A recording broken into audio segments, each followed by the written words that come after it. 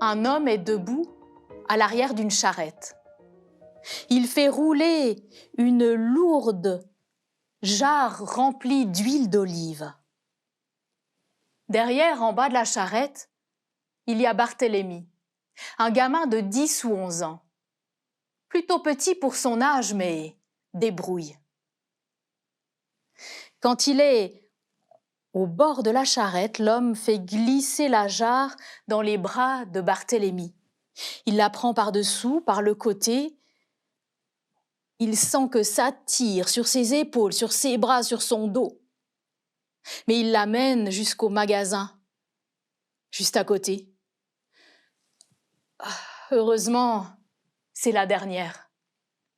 Le marchand lui donne une petite fiole avec de l'huile d'olive. « Tiens, ce sera pour ta mère. » Et Barthélemy va voir si quelqu'un d'autre a besoin d'un coup de main.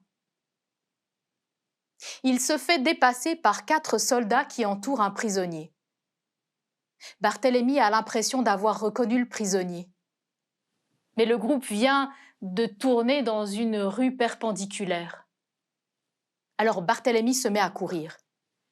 Il emprunte une autre rue un peu plus loin. Il zigzague entre les gens qui sont là, remonte jusqu'à la grande rue de l'autre côté et il se retrouve avant que le groupe ne débouche. Il les voit alors de face et c'est bien ce qu'il craignait. Le prisonnier, c'est Pierre.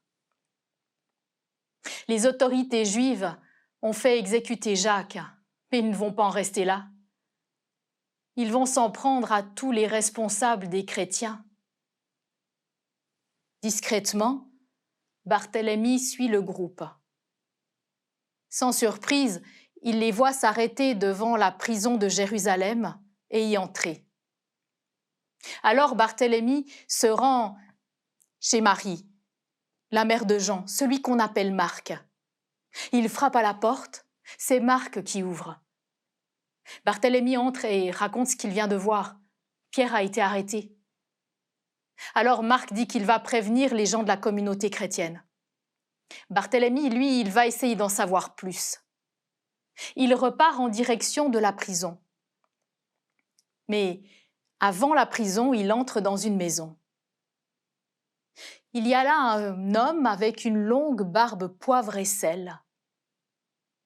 Barthélemy lui dit « Salut Siméon, t'as besoin d'aide aujourd'hui ?»« Ah, on peut dire que tu tombes bien, toi. Les jambes me font mal. Tu viendras faire la tournée avec moi. » C'est exactement ce qu'espérait Barthélemy. Siméon, c'est le fournisseur officiel de pain pour la prison de Jérusalem. Faire la tournée avec lui, ça signifie que Barthélemy va pouvoir entrer dans la prison. Barthélemy empoigne une corbeille remplie de pain. Et à la suite de Siméon, il se rend devant la porte de la prison. Il y a là 2 gardes. Siméon, ils le connaissent bien. L'autre, un gamin. Pas de problème. Il soulève les pains pour être sûr qu'il n'y a rien de caché dessous. Puis, disent à ceux de l'autre côté que la porte va être ouverte. Et la lourde porte de métal s'ouvre. Barthélemy et Siméon entrent. Il y a 2 gardes de l'autre côté. La porte se referme. Ils traversent une cour jusqu'à une porte qui a un garde de chaque côté. De l'autre côté de la porte, ils se retrouvent dans un couloir sur lequel débouchent plusieurs portes. Ce sont les cellules. Ils entrent dans la première cellule. Pendant que Siméon vend son pain, Barthélemy regarde autour pour voir s'il reconnaît Pierre. Mais il ne trouve pas Pierre dans la première cellule. Il ne le trouve pas non plus dans la deuxième. Il ne voit pas Pierre jusqu'à ce qu'il arrive à une porte qui a un garde de chaque côté. La porte est ouverte. Alors Barthélemy voit Pierre, avec des chaînes aux mains, qui a un garde de chaque côté de lui. Siméon vend son pain, et quand ils ressortent, Barthélemy dit un garde devant. Eh ben, dites donc, celui-là, il est bien gardé. Tu peux y aller. On est 4 groupes de 4 à devoir se relayer jour et nuit auprès de lui. Il doit être drôlement dangereux. Barthélemy est abattu et il finit la tournée avec Siméon.